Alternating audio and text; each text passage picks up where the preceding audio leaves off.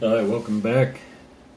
My name's Newman and this is my life with plants. I thought I'd show you this little video of me watering my Phalaenopsis, or generally all the orchids. I use the same water.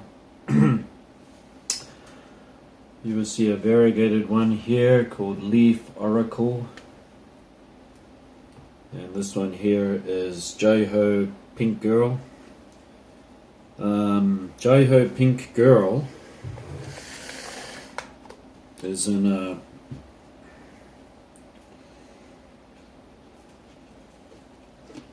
a pot within a pot. So this one is to keep humidity around the roots, and this one has holes that I made with a soldering iron all the way around it. This is Perspex, so it'll last forever. It's got a lovely root system and everything. And then what I do is when I water it, I'll leave it in there for about 10 minutes and then I'll drain out the excess. Now why do I put it in this cache pot? Because I'm growing mine indoors and during the winter it can be quite dry. And this keeps humidity, so I don't want them to dry out too fast after watering. I want them to stay as moist as possible. If you are growing outdoors, do not do this. You should grow them in terracotta, especially if you're in a place that has high humidity and is tropical.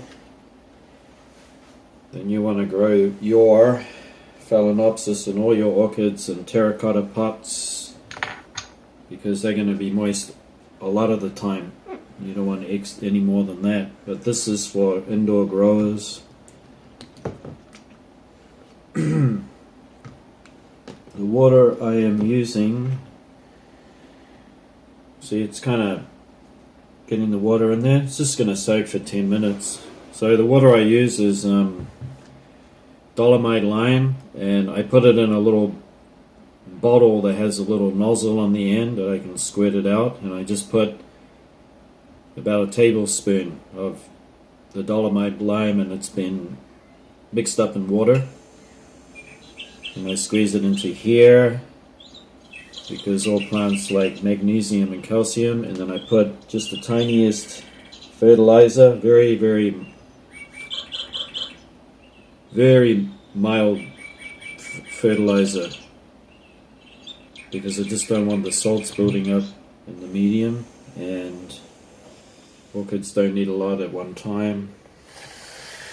And I use a dechlorinator, and a dechlorinator is what you use for fish tanks, because fish are very sensitive to chlorine. It irritates their gills, causes them skin blisters and burning. No matter where you live, your water will have enough chlorine to bother fish. Now I put that in the water because I've been experimenting,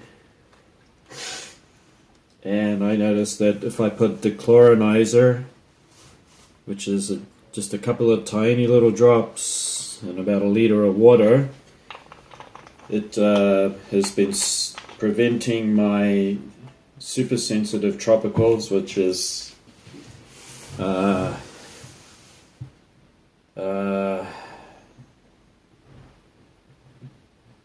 calatheas. I have calatheas, and I also have the peace lilies,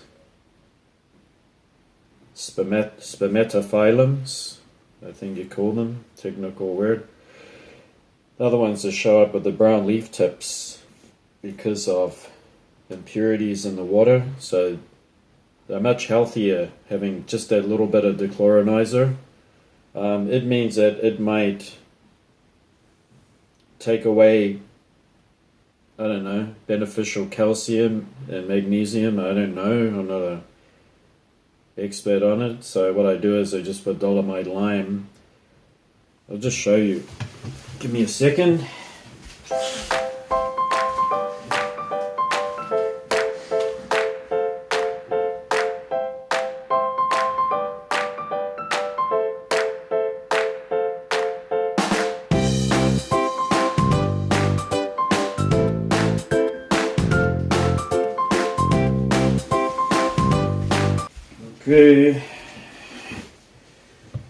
so in here is the dechlorinator, and it's a little square bottle, so I can just do a couple of drops. You do not need much.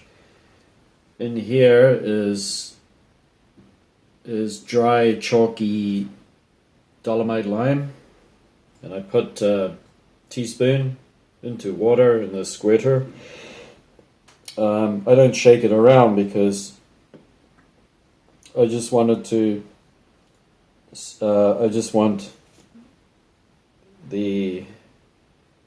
I don't want all the chalky stuff in the ground medium in case it makes it all sticky and pasty. I just want the calcium that it provides.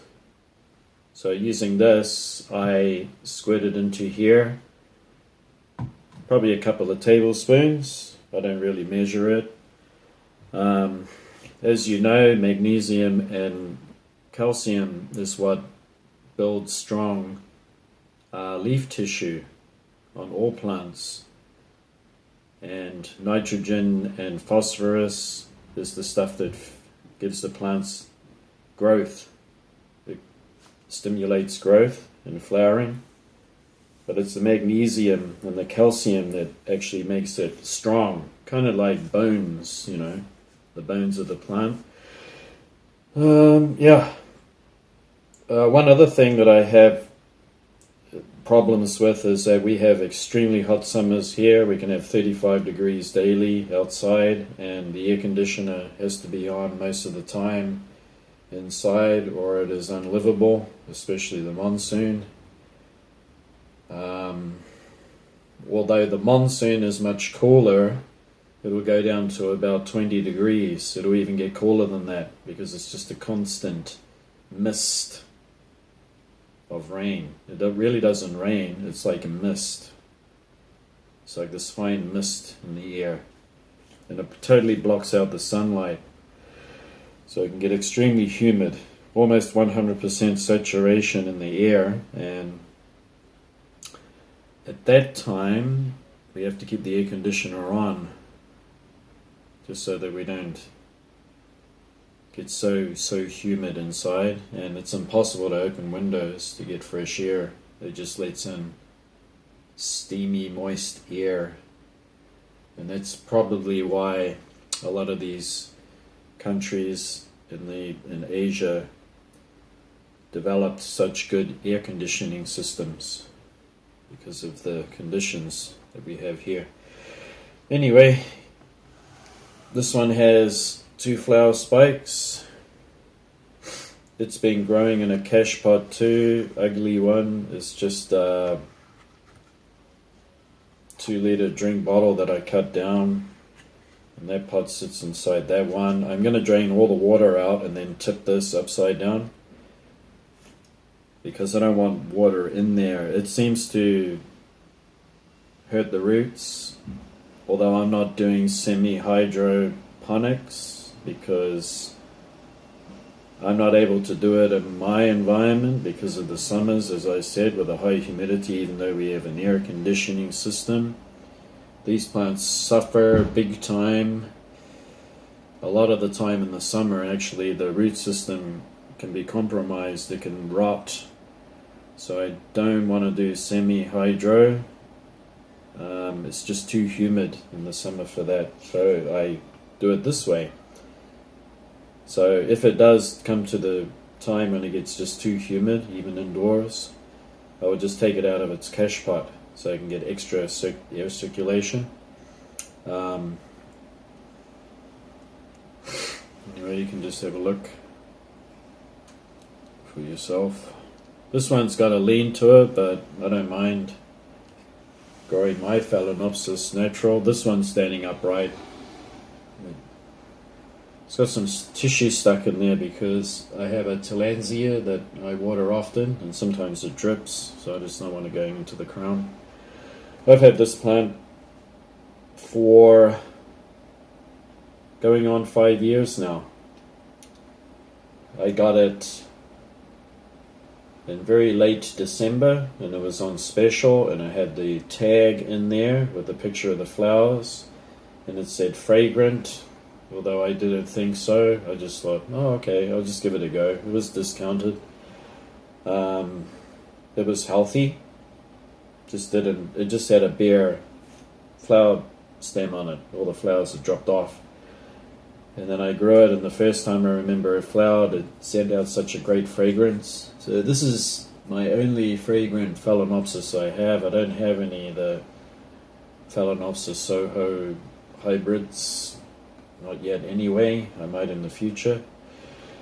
It has produced a keiki here, but that keiki is right down at the base, so I think I said on another video that I left it there because it generates even more of a root system, which helps the plant to keep healthy so they can be beneficial. The other keiki I took off has grown into a nice plant too, which has a lot of flowers on it. I'll show you that in a minute. Actually, I'll show you now. I will show you this particular plant. Here it is here. This is the keiki I took off 3 years ago, and it's grown into a nice flowering plant. There's a nice flower stem. This is another Phalaenopsis of mine that's flowering now with beautiful tie-dye purpley pink. It's either pink or purple. I can't differentiate because I'm a little colorblind, so I can see the colors, I just don't see them the same as other people do. This one is also flowering. I think I showed it before. We have a little peak there, and amongst this dangling Ripsalis. It's been flowering very nicely. This one's called Lion King. Easy to remember name. Beautiful oranges in that one. Yeah. They just grow on this little windowsill. This is all I really have. Okay. I will just put this back here. Like that.